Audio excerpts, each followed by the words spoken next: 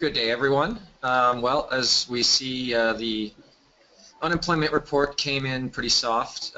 Wage growth is non-existent, which is a disappointment to the Fed, who's eyeing that very carefully. They want to see some form of increase in wage growth as an indication that the economy is starting to turn a corner. But they didn't get that, and they also didn't get, while the unemployment rate dropped to 5.3%, which is the lowest in about 7 years, it still is indicative of many people leaving the labor force. So that also is not a bullish event.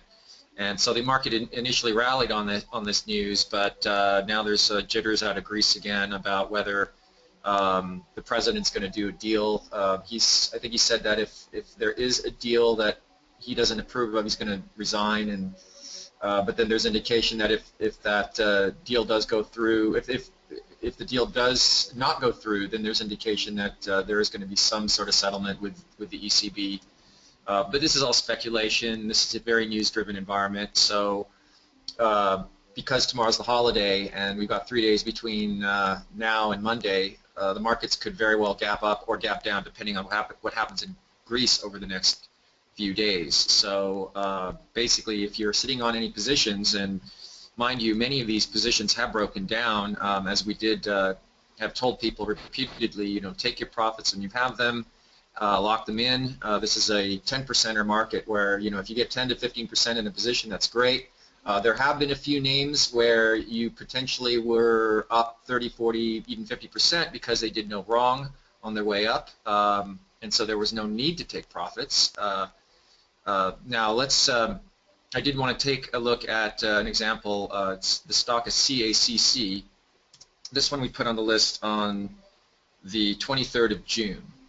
And you can see that this stock is clearly getting ahead of itself in an uncertain environment. And so if you look at the overall chart, you can see that when it does have these huge thrusts to the upside, it tends to go sideways afterwards. So there's nothing wrong with taking profits in a stock like this on a day like today, ahead of the long weekend. Yeah, it could go higher, but we are in a more treacherous environment due to pending important news out of Greece. So, again, we put that on the 23rd. So, if you bought it on the 23rd, then what are you sitting on? About a, what is this, 23 to 25? That's not a bad, almost a 10% profit in just a handful of days. So your time value is great. And keep that always in mind, is that if you're sitting on if you're taking profits of 10% in just a few days, that's fantastic. And if you keep doing that, then you can end up finishing the year up quite substantially. So again, don't get too greedy about the stock doing so well for you. This is a different type of market environment that's QE manipulated, as we've said many times. And this QE, this sign of QE, is not really looking to disappear as long as we're getting these soft economic reports. The Fed is going to err on the side of caution because Yellen is dovish. So I think they're going to hem and haw and say, oh yeah, we gotta start hiking rates sometime this year. But ultimately, if they're not seeing what they need to see in terms of the economy, they're not going to hike rates. They don't want to upset all this mindless money printing that's gone on since late 2008. So yeah, they will definitely be erring on the side of caution. I did want to say about one more stock here, the SKX. This is a stock that did absolutely no wrong. From the time we put it on the Bible gap up, it held in very tight. We did discuss this one a number of times. Then it does ultimately, right in here, we talked about this last week, and I said this is not a bad time to sell this because it looks like it's slowing down, and it's had a huge run. So you might want to sell it, right around on let's see, that was the 23rd, 24th. You see it starting to weaken, and you can see the down volume days, these 2 days here, are higher. So there's something that the pattern's telling you, and then of course it violates the 10-day. Then it had a huge bounce, so it closed in the upper half of its range, and now it's going higher.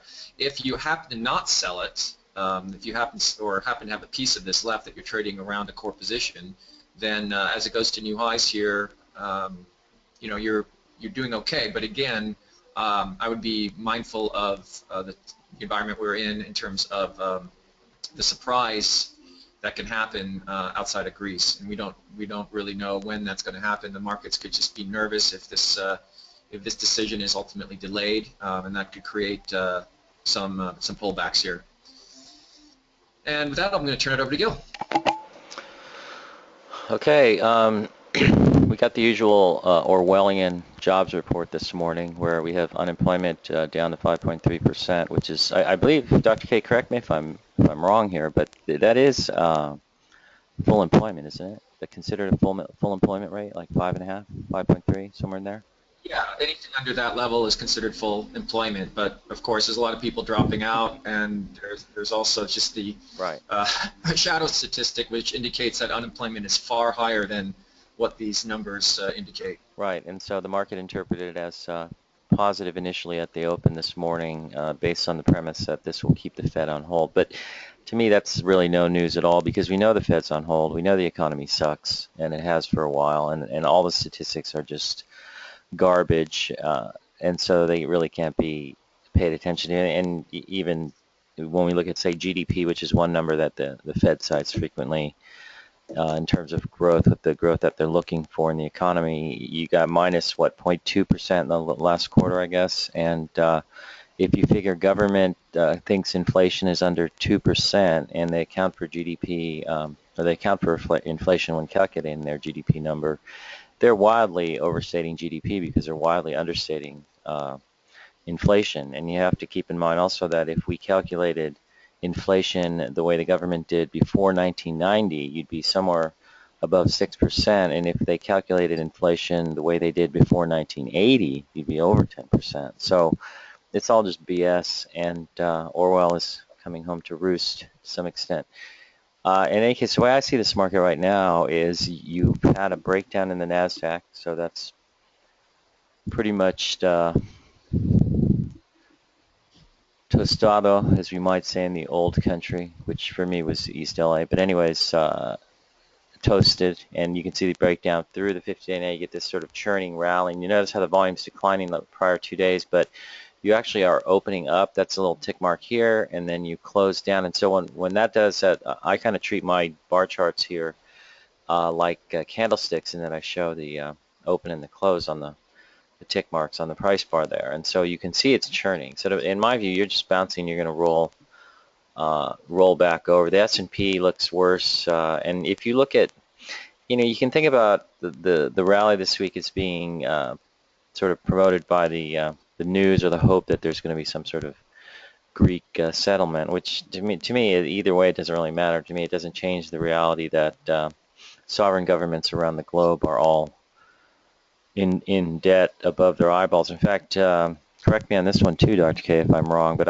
as I understand it, the per capita debt of Greece is less than the U.S. So, take it from there. But in any case, yeah.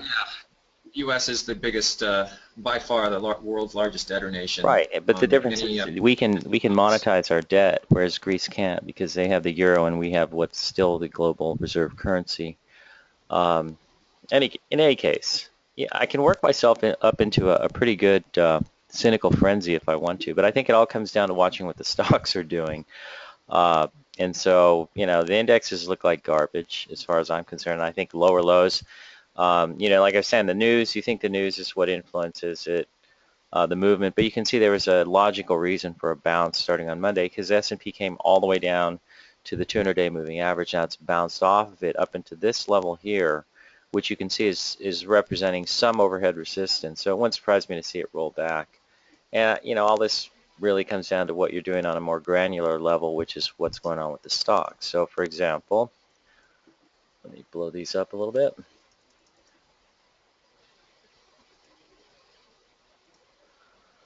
I would say Mobileye is holding up the best. You had a pullback, a bounce off the 20-day, and so it's holding up there, but I wouldn't be surprised to see it back down again. If the market comes in a lot more, this thing probably breaks down back to the top of the base at least. Tesla also gapped up this morning on positive delivery numbers. So I think deliveries were up 52%, which was a surge in deliveries. But remember, those are deliveries, not sales, and they've been holding back deliveries because they haven't been able to meet demand based on the fact that their production isn't scaled up to meet demand, so they have a long waiting list. And so now they're delivering a bunch of these. They've gotten them built, and I kind of thought you would sell into that sort of move, and so far you're seeing it trading down towards the lower part of the range today. But that's had a good move from, I first liked it around the 200 level right in here on this big gap up type pocket pivot, and it's continued higher, and I don't know, I'd say that's got to be it for the stock. If you have it, I would be inclined to sell into this move. Facebook's another one holding up. You had the breakout through this level here, okay, and so you can see the pullback on Monday came right down to the 10-day and the top of the base, so it's trying to hold. Whether it does is another question altogether, but my guess is it's probably not. I think the market has the potential to get a lot weaker, so we'll see though. And I don't think it has a lot to do with what happens in Greece. I think Greece will cause reaction rallies and whatnot, but I think ultimately you could be topping because just a number of these stocks look like garbage. And let's go through some of those. Here's Salesforce, which looked like it was trying to break out a couple of weeks ago. It's now failed. That's a failed breakout, and any rally back into the 50-day would be a shortable event.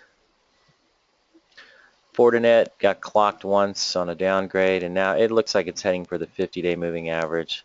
Not really a full-on breakdown yet, but this looks to me like it wants to go lower.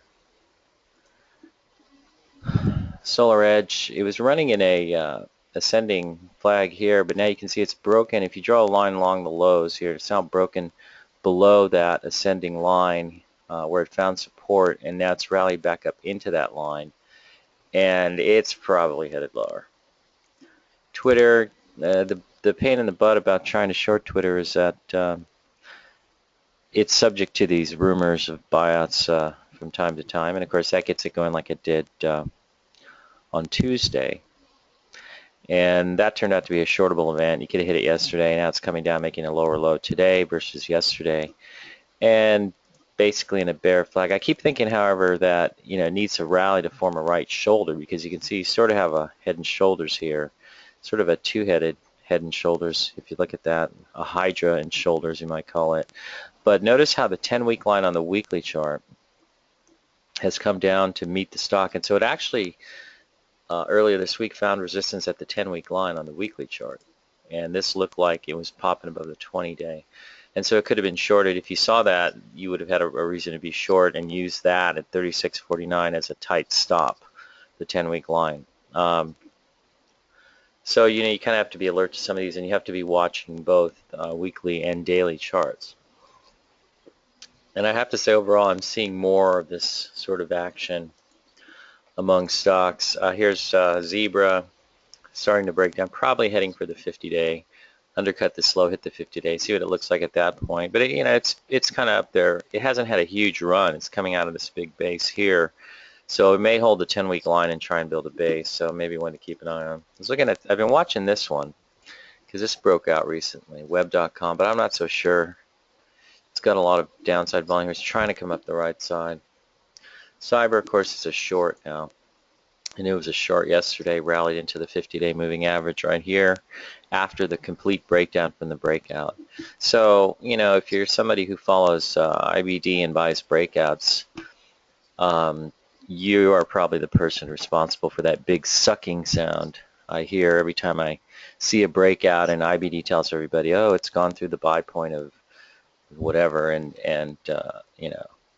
I think there's even, so they had something that said the good news is that the stock was stopped out again. So, if you're buying it on the breakout here, you get stopped out on their rules. You buy it on the breakout here, you get stopped out on their rules. You're better off trying to buy it along the 50-day line. And of course, you could have, I think within the market context of what was going on last week, I don't think you wanted to buy this.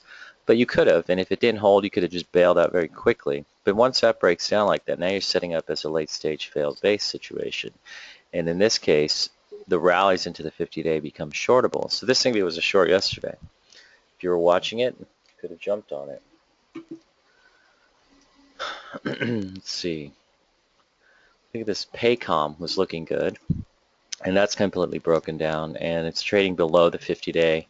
It kind of has a history of breaking below the 50-day and then trying to rally out of there, but we'll see how this one goes. You can see here you undercut this low here on Tuesday, and that caused a little undercut and rally, and now you're rolling over again. So that's looking grim. Go. Somebody wanted to buy it along the 50-day the other day. Good thing they didn't. I hope they didn't. But again, this broke the 50-day, rallied back up, and rolled over again. So heading lower. And so this now is in violation mode. Intrexon is one name I've liked. And the only problem is you want to buy it here. The buy point was down here. And then it runs up and you get up there, I'm going to say about 20% or so. And you could have sold into that. And of course, that was the base breakout that you don't want to buy. So again, another breakout that you just don't want to be buying. Remember, Insanity is doing the same thing over and over again and getting the same result. So I'm often amazed, well, flabbergasted might be a better word, when people want to buy breakouts and think that you buy breakouts. Here's one, Valero. I thought this one looked kind of, you had a pocket pivot here. I came inches away from buying this thing the other day, and I chickened out. I should have stayed with it because it's going higher. I'm not sure, Dr. You know any reason why something like Valero, they just run gas stations, don't they? They're a refiner. They market Refiner, fuel, that's right. petroleum products. I don't know of them being anything particularly special. What is this telling you? I mean, the price of oil. I mean, USO. That's been in a downtrend. So this company is certainly standing out against the other oils. Must be something. I wonder if anybody knows.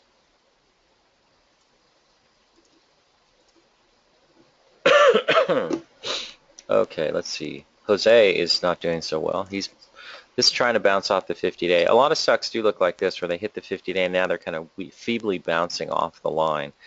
And I don't think that looks so good. Somebody said, yeah, there are other refiners like Marathon. I think, yeah, that's working too. That's a refiner. Tesoro, TSO. Yeah, I've seen all those. They're all moving together. Just wondering, does this mean the price of gas is heading up? Refining is suddenly a hot business to be in? I don't know, but they're all moving.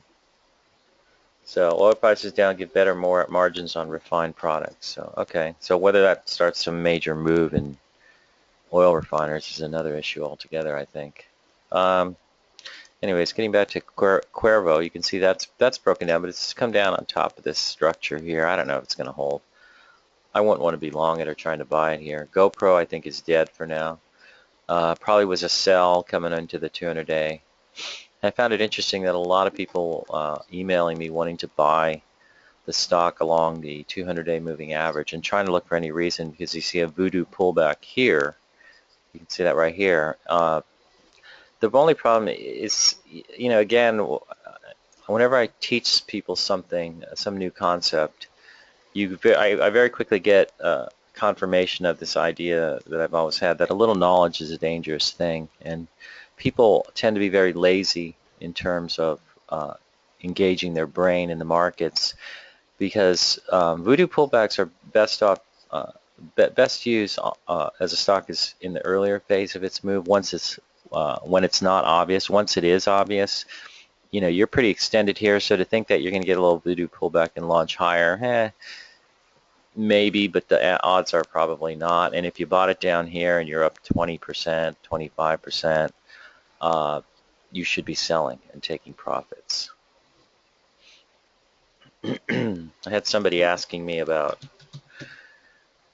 that they had SEMO here and they're up 10% and they think it's going to be Oracle in 1999. The only problem with that theory is that it's not 1999, it's 2015. A good 16 years later, for those of you who can count. But this thing broke down. So again, if you bought it here or here and you're up 10%, yeah, the market's starting to look a little funky. Bag it. You could have bagged it here, but people they're not thinking in terms of this idea of buying constructive weakness and then selling into extended strength, not getting all excited and allowing greed to take over. You have to be very methodical, and in some ways perhaps fighting your own emotions as you get excited when something starts going to the upside, and you want to buy tons of it because it's going to the moon, and rather than being more, say, cold and calculating and selling into the move.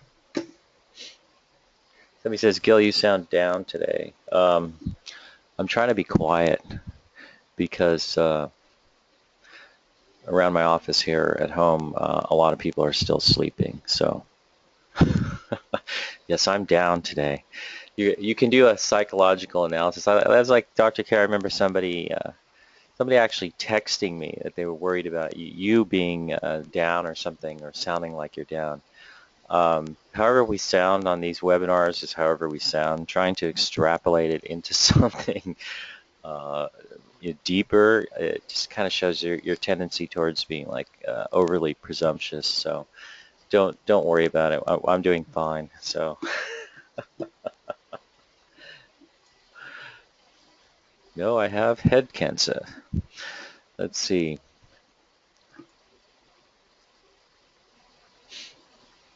Moving right along.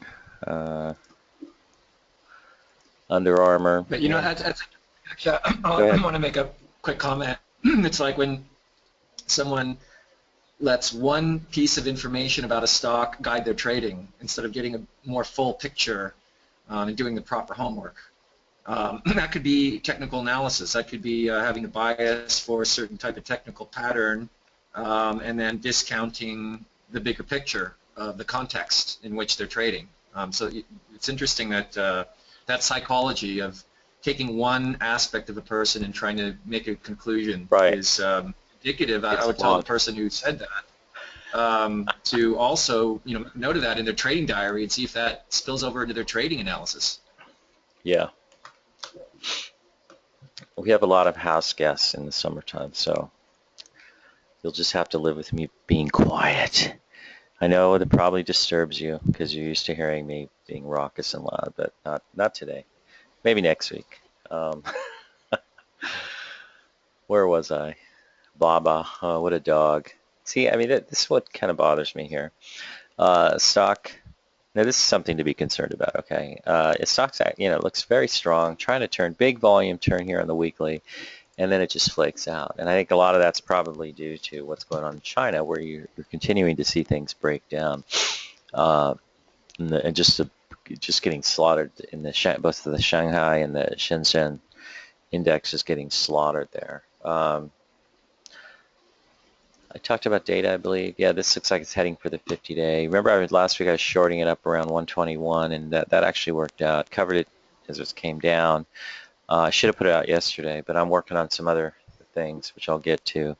Palo Alto Networks, same situation. It was falling along the 10-day. Now you've broken down, and you may test the 50-day moving average and try to build a base at best. That's what I would guess.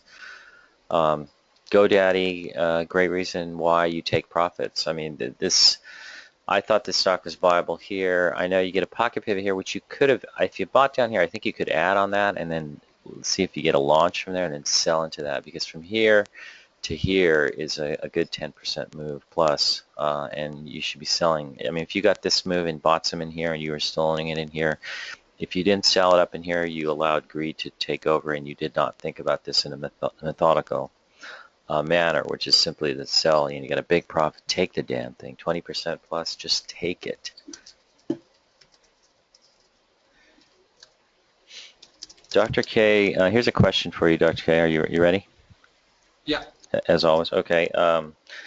Dr. K refers to the QE enhanced market. I thought QE stopped a while ago. Are you referring to low interest rates? Quantitative easing is how central banks around the world basically print their currency to keep interest rates low. So in other words, they're hand in hand.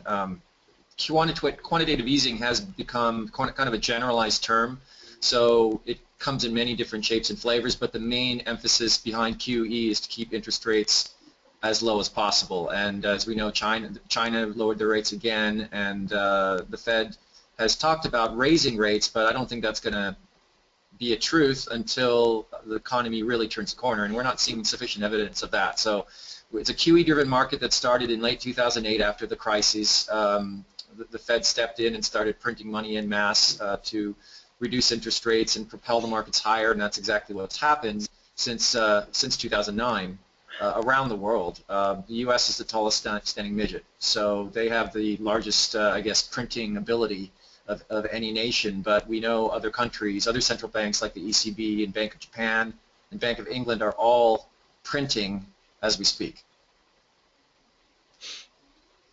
Yeah, I mean, that's so basically the QE market just refers to the distorted environment caused by easy money around the globe, and that isn't stopping anytime soon, it doesn't appear. So just wait till we get to QE4. So it's coming. Mark my words, it's coming.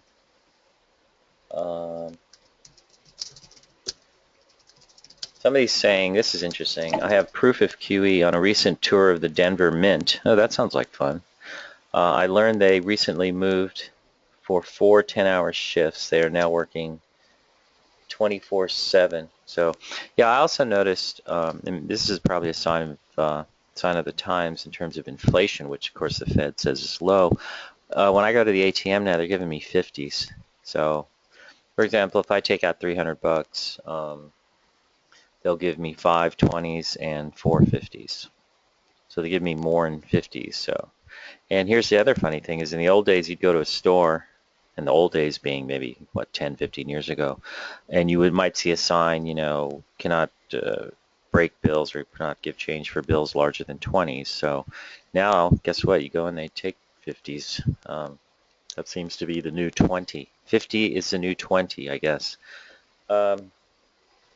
QE4, somebody's asking by QE4 you mean more bond buying? I don't know what they're going to do for QE4, but some way of propping up the system by injecting liquidity, essentially money printing, devaluing currencies, so monetizing the debt however they can do it. So I wouldn't get hung up on the mechanics of it. So again, you just watch the stocks. Here we go. Looks like my system is freezing up temporarily.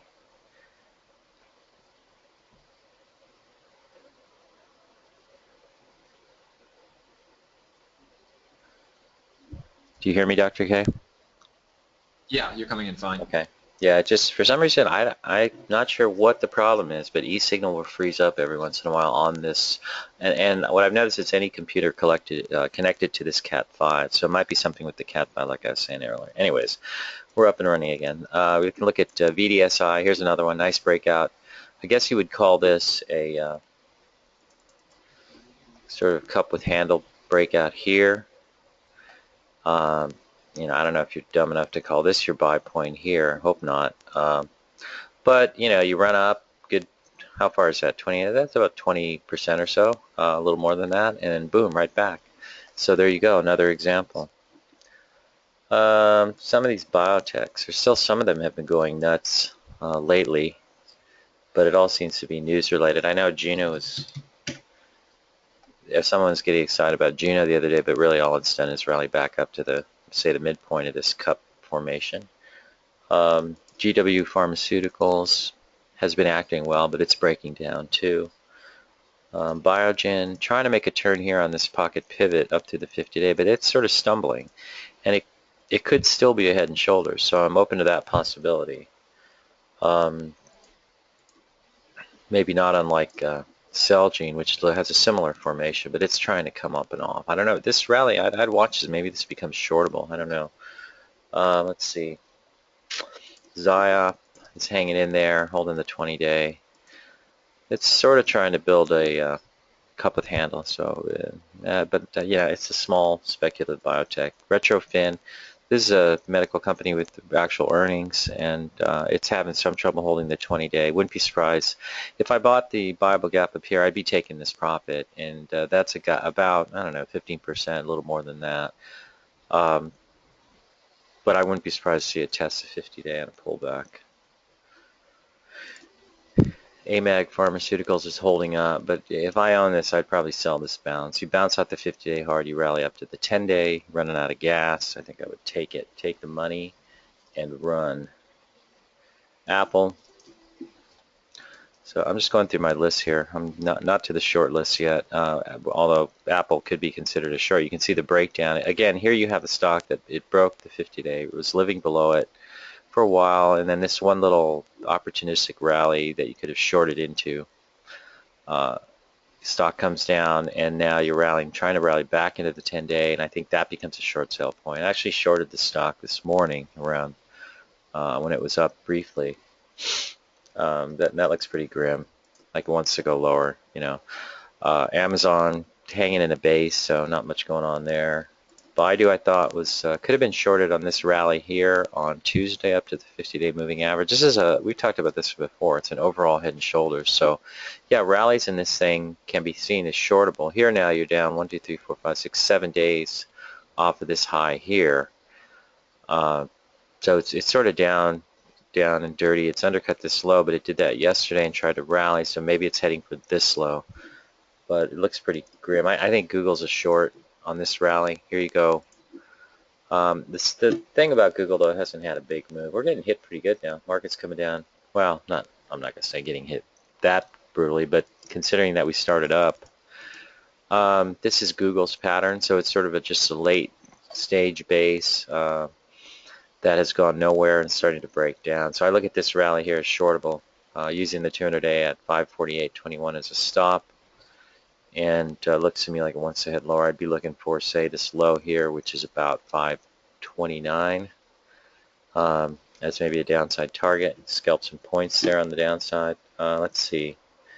Intel also I thought was a short on the gap down here, and it's continued lower. You see how it's rallying now into this point, which would be your reference point for resistance on the rally. So, you know, here's a big head and shoulders. So it actually, you'd be surprised, Intel has had a big move, a reasonable move for Intel. And now you get this big head and shoulders, and it's breaking down. You also see Micron, you had a head and shoulders, and it totally broke down and just getting slaughtered. And this has put some pressure on some of the other chip stocks. NXPI was a short. We talked about this last week. Coming down through the 50-day here, you get one rally yesterday, and I thought that was shortable. It's kind of flopping around now. I may hang out here, but I'm guessing it's heading at least for this low. Could be headed for the 200-day. Netflix I thought was a short on this day, on the reversal at the 700 price level. That's a Livermore century mark rule in reverse. And it undercuts this low, comes down for 4 days, undercuts this low on the 20-day. And then it rallies back up to the 10-day where I think it's shortable. If you wanted to short it here, you could use 662.06 price level roughly for a stop. And you got to remember, though, that's only about a little over 1% from where it's trading. So that's a very tight stop. So you might even give it a little more room than that if you wanted to. But it could be busting. Things gone for a long ways. This breakout, you know, it has all the same parameters of most breakouts. I think, what is this? What is it, like 30%, Dr. K, from this breakout? Pretty much, right? Yeah, it's roughly. But if you go from this Bible gap up, the low here's 530, yeah, you know, about 15%, not quite 15% from here to here. So it's in a position to come in, at least test the 50-day, maybe more, depending on what this market does.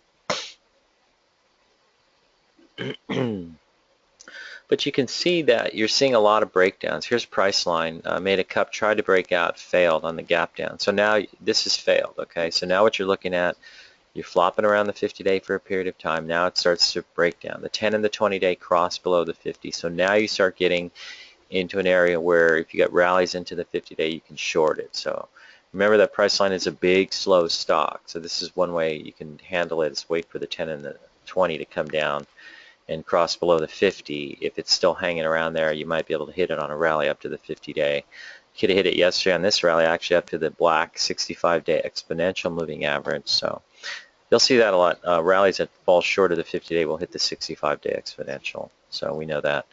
And here's another one. You know, it's had a nice move, and now you're in this long sort of mountain range sort of top. So to me, this is a corollary to the Head and Shoulders. It's just a big topping phase, and it's a mountain range sort of pattern. You know, you got a series of peaks, Sierra Nevadas, whatever you want to call them. Anyway, it's the Rockies. Any guidelines, rules on holiday-shortened weekly charts with respect to volume? Guidelines and rules. I don't know. You're speaking out of my language. Like I need to become more anal retentive about the fact that we have one less day. So on weekly charts, yeah, you're going to have lighter volume. So what? You can sort of use your judgment and figure that's the case. But for the most part, I take the action at face value.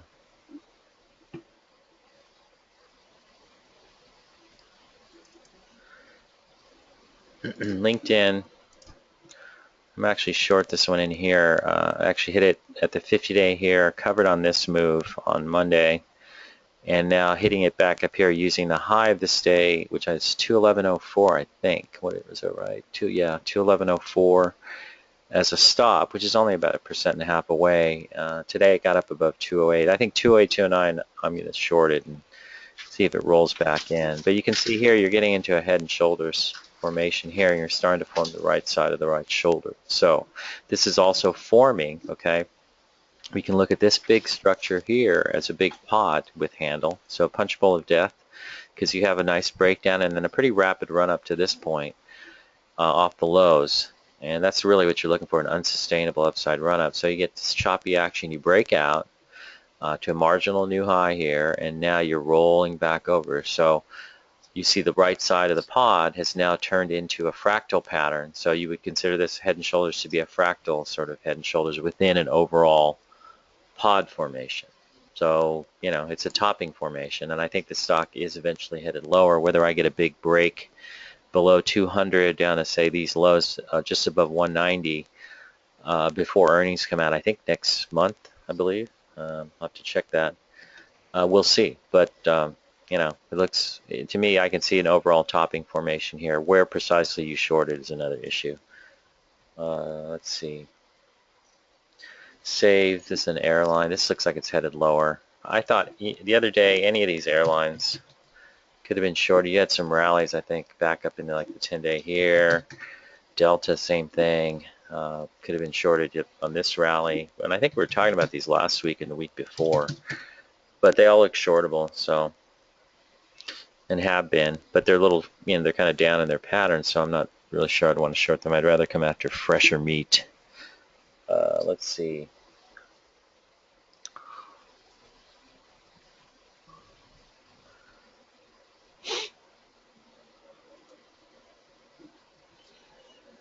I think I've covered most. Oh, here's one. Vmware. Here you have a stock, really in an overall topping formation. So notice how it has this long, slow build where it looks like an inverted head and shoulders, but tries to break out of a cup with handle type formation. But there's a lot of overhead coming from the left side of the pattern. You get up in here and you're breaking the 50-day moving average on above average volume and now breaking down. Now at this point, now you're below the 200-day. I'm not sure where you shorted, but once it started to break down, could have been shorted. But another example of a stock that was trying to come back and suddenly becomes a short. The Dow's now going down, what, 17 points? Down 11. See, the thing here is you got a long weekend. You got a Greek referendum vote on Sunday. Does that mean anything? You have terror alerts increasing, and there's all sorts of preparations being taken by law enforcement. I heard New York's going to have snipers and embedded officers in crowds and whatnot, keeping a lookout for stuff. And so there's some nervousness, so you might see some selling into the close. I thought you might drift higher. That's usually what you'll do. Isn't that right, Dr. K? Into July 4th weekend, usually you'll have a drift higher. Yeah, before 3-day weekends generally have a bias to the upside. Yeah, so, but you know, you may not see that today just because some extenuating circumstances like the Greek vote and the holiday and everybody being a little on edge over the whole ISIS thing and all the threats they've made recently. FIT, have you tried trading it or do you find it too new? Oh, this one, you know, I think this stock is to me kind of dumb, but there's nothing really here. If you want to try and buy, I guess you could have tried to buy this pullback, and it's getting a lot of hype. But I don't know. This is a little bit overdone. And one thing to note, there have been a lot of IPOs recently, and you're starting to see some kind of ridiculous IPOs. I think this is one of them. But they get a lot of dumb people to buy them, early, and it's probably just going to break down. I wouldn't mess with it myself. But if you can pick it off, if you're a good short-term day trader or whatever, and you were able to pick up this gap fill or something, I don't know, but not something I play. Any other questions? Here's another one that looks like it's breaking down. AirCap. I think they lease parts or aircraft, whatever, to airlines or something. But you see the gap down here. Yeah. That's what they do? Yeah, they lease these engines and parts to commercial airlines. And it's gapping down, but it's just confirmation of all the weakness. It had a big move, and now it may be starting to break down. That's one I've been watching as a short, but I thought it was a short up here. What else? Yahoo's another one I've been watching. It's just looking ugly. That's probably topped, and it's coming down. But had to be shorted up closer up here. I need to look. AER, they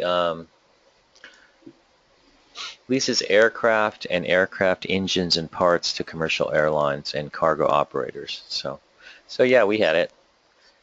And that's just from memory. Didn't even have to look it up until then. LinkedIn, 731 EPS. Yeah, so it's end of the month. I think I just look at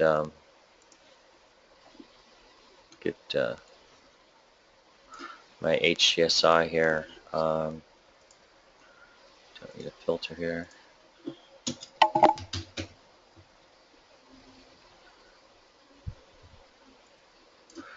It says here earnings due date 8/13/15. I would believe HCSI before I'd believe Bloomberg. So I think O'Neill gets their data from Bloomberg. Now I don't know where they get it from, but it's usually wrong. And I wouldn't trust Bloomberg. I'd check that out. The best thing to do is go to the, it is a Netherlands company, so the best thing to do in that case is try to go to the company's website. AMBA is another one. Yeah, that's a good, thanks for the question. Well, I think AMBA's a short up around on these rallies, because if you see what you got here is, first of all, it looks like you have a climax top. And this may not fit.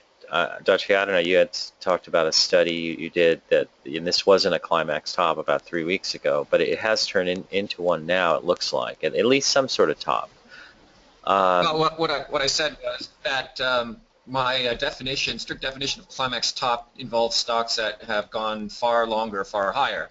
But that said, identified this type of action as an intermediate term, if you want to label it intermediate term climax top. In other words, the whole move in AMBA may not be over yet because it's not a classic climax top, long-term climax top by my definition. But yeah, I mean, it's a good thing we sent out those emails when we did, because we pretty much nailed the top of this thing. That it just didn't look right anymore. And these intermediate climax tops can be quite vicious, as we can see here.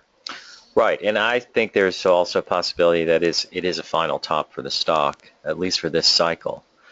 And it may also be, another thing to be accounted for would be the environment, where you don't see stocks breaking out and having these big upside moves. So it doesn't take much for a stock to develop an extreme upside move or on a relative basis that then results in a climax top on a relative basis. So in other words, whereas in the old days we would see stocks having these 200, 300, 400% moves or more before climaxing, maybe more like 100, 200 now. And so in that context, that's why I was thinking the umbrella could be a top. But I think that the bottom line is you don't really need to look at it in a macro sense. You can just figure if you bought it here and you're up here, you've got almost a double in about, 4 or 5 weeks.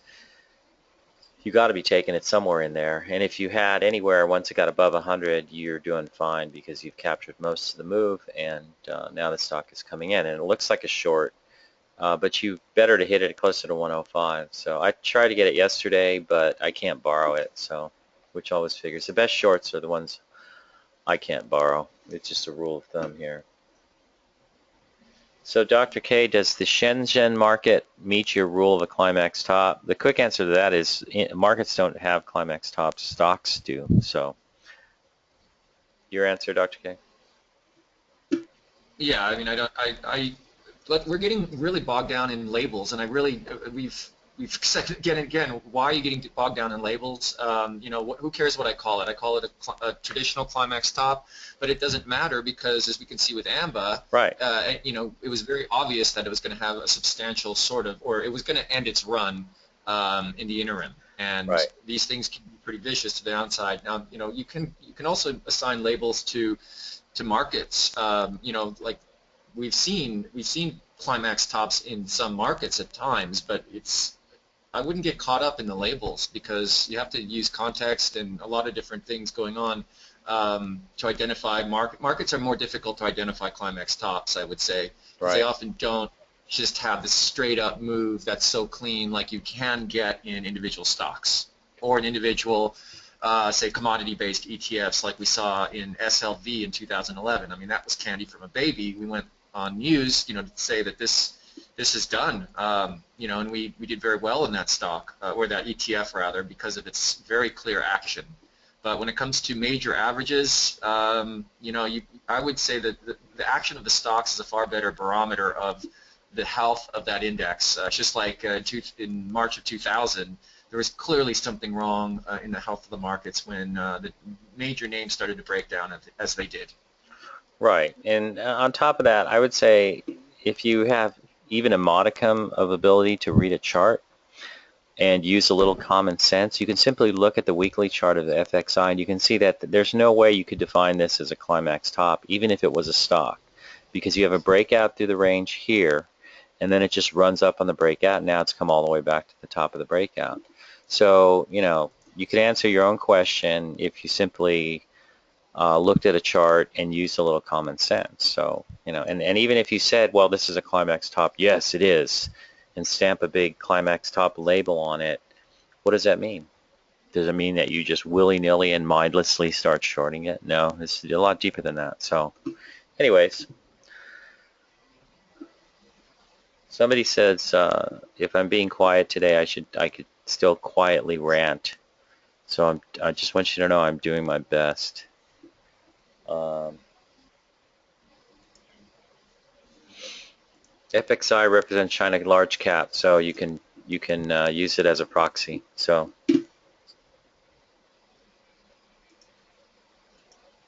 oh, here's a good question for you. With so many individual stocks looking so weak, why is the MDM still on a buy?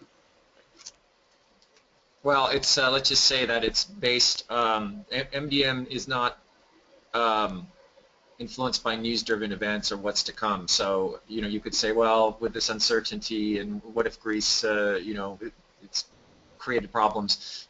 The price volume action of stocks and indices has pushed the model very close to a cash signal, just so you know. So it's not like it's sitting on a strong buy signal in this environment, rest assured. And who knows, it may actually go to a cash signal before the end of the day, but we'll have to see how things play out. Someone's asking Oh, about and AMAG. I also sent something. I sent something while we were doing this webinar about we talked about lightning, possibly lightning position sizes in stocks, but that also obviously applies to ETFs because gap up or gap down on Monday, that's going to obviously affect Right. stocks and ETF.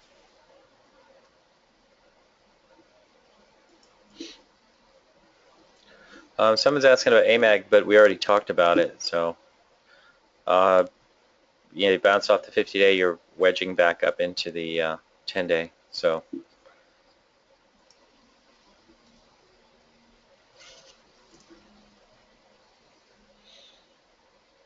let's see.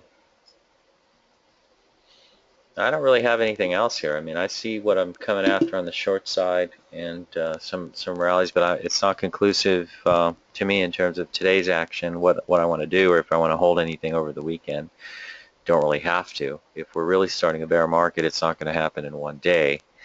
And there may be some potential for the news on Sunday with respect to Greece, and if there isn't any terrorist attack over the weekend, you get a bounce, and that might set up a better short sale opportunity. But that's mostly how I'm looking at the market right now. I'm not looking to go long anything. I don't see anything I want to own And if I owned a name like Tesla today, I would be selling it at 280 and not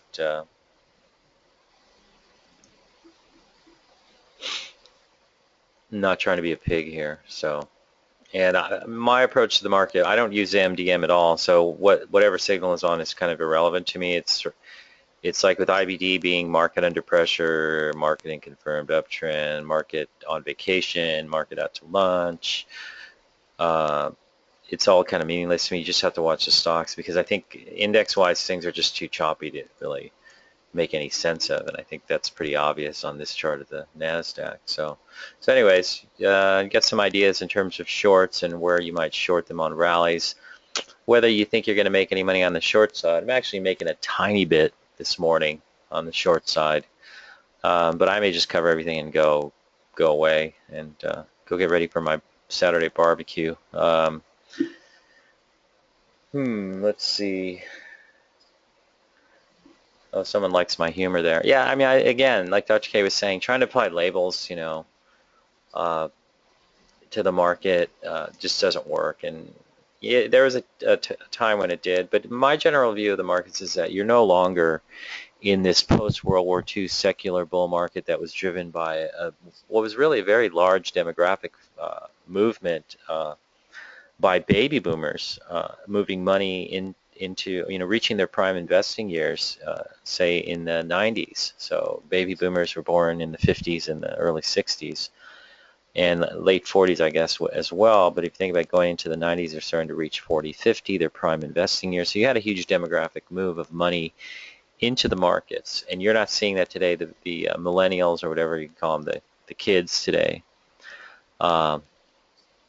they're not investing in the stock market so much. They don't trust it. They've seen all the manipulation and all the BS and the crashes in 2000 and 2008, and they're not really. So I think you have that part has changed.